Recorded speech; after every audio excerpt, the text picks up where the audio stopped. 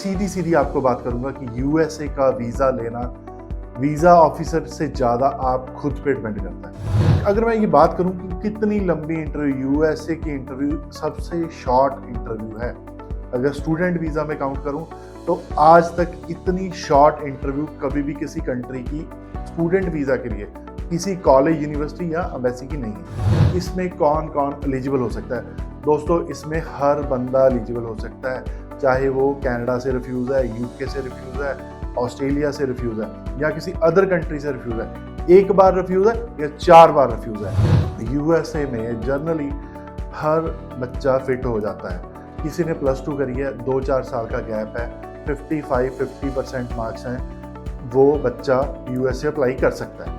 अगर ग्रेजुएट है, 5 से 10 साल तक का गैप है, मास्टर है, 5 से 10 साल का गैप है, उसको भी एडमिशन मिल जाएगी, उसको भी I-20 मिल जाएगी। तो सबसे बड़ा स्कैम आज मैं मानता हूँ, वो स्कैम ये है कि अपॉइंटमेंट लेने के लिए आपको एजेंट्स, आजकल तो नॉर्मली टेक्स्ट मैसेज आने लगे हैं, अगर आपको यूएसए की अपॉइंटमेंट चाहिए, आपको इस कंट्री की अपॉइंटमेंट चाहिए, उस कंट्री की अपॉइंटमेंट चाहिए, तो हमसे कॉन्टैक्ट करो। वो आपसे 10, 20, 30 हज़ार रुपये ले लेते हैं। नमस्कार दोस्तों, आज मैं बात करूंगा आपके जो सपनों की दुनिया, अमेरिका, यूएसए, उसका अगर वीज़ा लेना चाहते हो तो उसके क्या टिप्स हैं। मैं सीधी सीधी आपको बात करूंगा कि यूएसए का वीज़ा लेना वीज़ा ऑफिसर से ज़्यादा आप खुद पे डिपेंड करता है। वो कैसे? वो बात ये है कि वीज़ा ऑफिसर ये देखता है कि मैं इससे क्या क्वेश्चन पूछूं, मतलब उसने जो क्वेश्चन पूछा वो आपके जुबान से निकले हुए एक आंसर के ऊपर डिपेंड करता है। तो मेरा कहने का मतलब ये है कि अगर आपने यूएसए का वीज़ा लेना है तो उस इंटरव्यू के ड्राइवर आप खुद हो। आप अपनी इंटरव्यू खुद कंडक्ट कर सकते हो। अगर मैं ये बात करूं कि कितनी लंबी इंटरव्यू, यूएसए की इंटरव्यू सबसे शॉर्ट इंटरव्यू है, अगर स्टूडेंट वीज़ा में काउंट करूं तो आज तक इतनी शॉर्ट इंटरव्यू कभी भी किसी कंट्री की स्टूडेंट वीज़ा के लिए किसी कॉलेज, यूनिवर्सिटी या एम्बेसी की नहीं है। तो इसका अगर मैं अब फर्स्ट स्टेप पे आता हूँ, इसमें कौन कौन एलिजिबल हो सकता है? दोस्तों, इसमें हर बंदा एलिजिबल हो सकता है, चाहे वो कनाडा से रिफ्यूज़ है, यूके से रिफ्यूज़ है, ऑस्ट्रेलिया से रिफ्यूज़ है या किसी अदर कंट्री से रिफ्यूज़ है।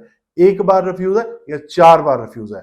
फिर उसके आगे इसमें परसेंटेज क्या चाहिए आपको, इसमें गैप क्या है? इसमें आपको I-20 हर कॉलेज, यूनिवर्सिटी से मिल जाएंगी। यूएसए में अगर आप स्टूडेंट वीज़ा लेके जाना चाहते हो, एडमिशन की बात करूं, I-20 की बात करूं, तो हर कॉलेज, यूनिवर्सिटी आपको ऐसा मिल जाएगा जो आपके प्रोफाइल के ऊपर कोई ना कोई यूनिवर्सिटी या कोई ना कोई कॉलेज आपको I-20 दे देगा।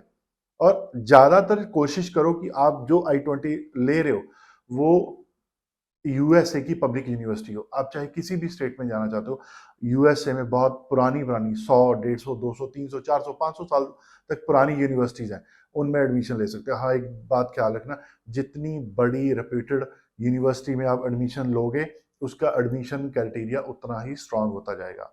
जैसे कि मान लो आपने एक बहुत अच्छी यूनिवर्सिटी में एडमिशन लेनी है, उसका फीस स्ट्रक्चर भी वैसा ही होगा और उसका पैरामीटर्स भी वैसे होंगे। वो कहेगी मुझे 6 ईच बैंड चाहिए, मुझे परसेंटेज 60%, 70% चाहिए, रीसेंट पास आउट चाहिए। अगर जर्नली बात करूँ, यूएसए में जर्नली हर बच्चा फिट हो जाता है। किसी ने +2 करी है, 2-4 साल का गैप है, 55-50% मार्क्स हैं, वो बच्चा यूएसए अप्लाई कर सकता है। अगर ग्रेजुएट है, 5 से 10 साल तक का गैप है, मास्टर है, 5 से 10 साल का गैप है, उसको भी एडमिशन मिल जाएगी, उसको भी I-20 मिल जाएगी। आपने आइल्स करी है या नहीं करी, पीटी करी है या नहीं करी, टॉफल है या नहीं है, जीआरई है या नहीं है, तो इसके ब्याह पे भी विदाउट कोई भी इंग्लिश बैरियर टेस्ट क्लियर करे, बिना आइल्स, पीटी या टॉफल के आपको यूएसए में एडमिशन मिल जाएगी, I-20 मिल जाएगी। और इसमें सबसे बड़ी बात, जैसे ही आपको I-20 मिलती है तो आप अपनी फाइल को रेडी करना शुरू कर दो। I-20 लेने के लिए पहले क्या रिक्वायरमेंट है वो मैं आपको बता देता हूँ। इसमें सबसे बड़ी जो रिक्वायरमेंट है वो है आपके फंड्स की। I-20 अगर आपने लेनी है, किसी भी यूनिवर्सिटी से लेनी है, आपको अपने तकरीबन 28 से 30 लाख, 32 लाख के फंड शो करने पड़ेंगे। डिपेंड करता है उस यूनिवर्सिटी की फीस कितनी है। उसके ब्याह पे आपके फंड्स काउंट होंगे। फंड्स आपके खुद के पेरेंट्स के भी हो सकते हैं, मदर फादर, दादा दादी, नाना नानी, या आपके अंकल आंटी, या कोई रिलेटिव जो फॉरेन में रह रहा है, आप इनसे फंड्स ले सकते हो। फंड्स का मतलब ये नहीं कि उनसे अपने पैसे आपने अपने अकाउंट में डलवाने हैं, आपने उनसे एक स्पॉन्सरशिप लेटर लेनी है, आपने एक जिसको हम एफिडेविट बोलते हैं वो लेना है। उसके जो उसका फॉर्मेट है, वो फॉर्मेट कभी भी आप मेरे पेज पे आके ले सकते हो, डाउनलोड कर सकते हो। और उसमें जो फंड्स हैं, फंड्स में मैं जैसे ही बता रहा, आप किसी भी अपने रिलेटिव से या पेरेंट्स से ले रहे हो, बेटर है कि अगर वो फंड्स आप अपने फर्स्ट ब्लड रिलेशन से लो, और उसका सोर्स यूनिवर्सिटी नहीं मांगती, एम्बेसी नहीं मांगती, बट होना चाहिए। जिस स्टडी में आप जा रहे हो उसके बारे में आपको पूरी नॉलेज होनी चाहिए। जो स्टडी आपने करी है, पास आउट हो चुके हो, उसके बारे में आपको पूरा याद होना चाहिए, आपने क्या क्या स्टडी स्टडी करी है और किस स्टडी में जा रहे हो, उसके कोर्स कंटेंट क्या है। ये बेसिक सी एडमिशन क्राइटेरिया है। इसमें LOR MOI ये सब की जरूरत पड़ती है। इसके साथ फंड्स लगा के फिर आप I-20 अप्लाई करते हो। जैसे ही आपकी I-20 मिल जाती है, फिर आपने सर्विस फीस भरनी है $350 US डॉलर। उसके बाद फिर आपने DS-160 फॉर्म के साथ अपनी एक्सिस बैंक में जो फीस भरते हैं $160, वो आपने पे करना है, वो भरना है। और उसके बाद आपने अपॉइंटमेंट के लिए स्लॉट बुक करना है। और इसमें एक बहुत बड़ा स्कैम है, जो सबसे बड़ा स्कैम आज मैं मानता हूँ, वो स्कैम ये है कि अपॉइंटमेंट लेने के लिए आपको एजेंट्स, आजकल तो नॉर्मली टेक्स्ट मैसेज आने लगे हैं, अगर आपको यूएसए की अपॉइंटमेंट चाहिए, आपको इस कंट्री की अपॉइंटमेंट चाहिए, उस कंट्री की अपॉइंटमेंट चाहिए, तो हमसे कांटेक्ट करो। वो आपसे 10, 20, 30 हज़ार रुपए ले लेते हैं, जबकि आप खुद रात को बैठो, यूएसए की साइट पे ओपन करो, और जैसे ही उसकी वीएफएस साइट पे जाते हो, आप उसमें से अपनी अपॉइंटमेंट खुद उठा सकते हो। सिर्फ थोड़ी सी मेहनत ही तो करनी है, ठीक है। मेहनत करके आप ये सारा खुद अपना पैसा बचा सकते हो, मेरे कहने का मतलब ये है। उसके बाद अपॉइंटमेंट लेने के बाद आपने जाना है इंटरव्यू के लिए। जिस इंटरव्यू की मैं पहले बात कर रहा था, उस इंटरव्यू जो वीजा ऑफिसर के सामने महज ज्यादा से ज्यादा 1 से 1.5 मिनट की, इससे ज्यादा इंटरव्यू आपको फेस नहीं करनी पड़ेगी। और उनके पास इतना टाइम ही नहीं है कि वो, उन्होंने सिर्फ ये देखना है कि आप बोनाफाइड स्टूडेंट हो, आप एक्चुअल पढ़ने जा रहे हो, आपके स्पॉन्सर कौन है, आपके पास फंड्स कितने हैं, आपको किसने स्पॉन्सर किया आपके, या आप यूनिवर्सिटी कैसी ली है आपने, और यूनिवर्सिटी में कितनी स्कॉलरशिप है। दोस्तों, यूएसए में 50 से 60% तक स्कॉलरशिप मिल जाती है। जैसे कि अगर बात करूं कि आपकी फीस $50,000 है, तो हो सकता है कि वो डिस्काउंट करके, मतलब स्कॉलरशिप काट के, वो 20 या 25,000 ही रह जाए। इतनी स्कॉलरशिप तक यूनिवर्सिटी देती है। सबसे ज्यादा स्कॉलरशिप की बात करूं तो मैं यूएसए में ही अभी तक मैंने देखा। मुझे इतने साल हो गए, 217 साल हो चुके हैं मेरे, 18 साल 17 साल एजुकेशन इंडस्ट्री में, ओवरसीज एजुकेशन इंडस्ट्री में, और सबसे ज्यादा स्कॉलरशिप मैंने आज यूएसए में देख रहा हूँ। और यूएसए एक ऐसा मुल्क है, जो हम कहते हैं यूएसए वीजा नहीं देता, मैं कहता हूँ कि यूएसए सबसे ज्यादा वीजा देता है। दोस्तों, आपको पता है यूएसए हर साल 10 लाख वीजा देता है सिर्फ इंडियंस को।